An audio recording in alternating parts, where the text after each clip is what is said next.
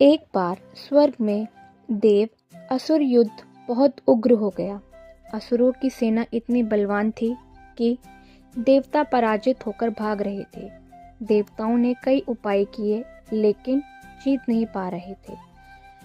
अंत में सभी देवता विष्णु भगवान के पास पहुंचे। विष्णु जी ने कहा, देवताओं की विजय तभी संभव है जब पृथ्वी पर लोग एकादशी व्रत धारण करें। उस तप का पुण्य देवताओं तक पहुंचता है और उनकी रक्षा करता है। यह सुनकर देवता आश्चर्यचकित हो उठे। एक दिन का उपवास स्वर्ग में युद्ध करवाएगा? विष्णु जी मुस्कुराए और बोले, एकादशी मेरी सर्वश्रेष्ठ ऊर्जा है। जिसे उसका पुण्य मिलता है उसे कोई पराजित नहीं कर सकता। जब कार्तिक मास की शुक्ल एकादशी आई, पृथ्वी पर हजारों लोगों ने विष्णु का उपवास किया। उस दिव्य दिन स्वर्ग द्वार खुला और देवताओं को एक अद्भुत तेज मिला। पद्म पुराण में लिखा है, एकादशाम ही संपन्ने वैकुंठ द्वार मुक्तम, अर्थात एकादशी के दिन स्वयं वैकुंठ का द्वार खुलता है।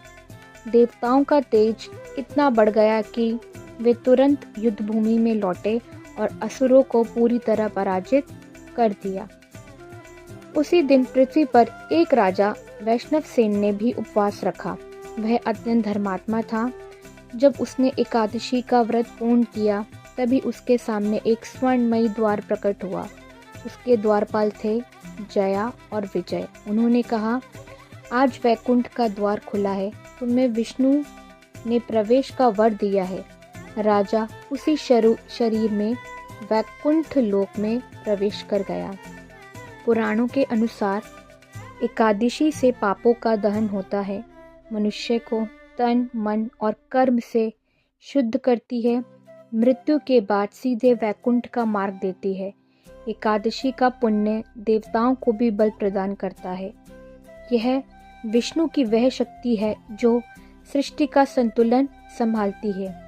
इसीलिए इसे मोक्षदायिनी तिथि कहा गया है।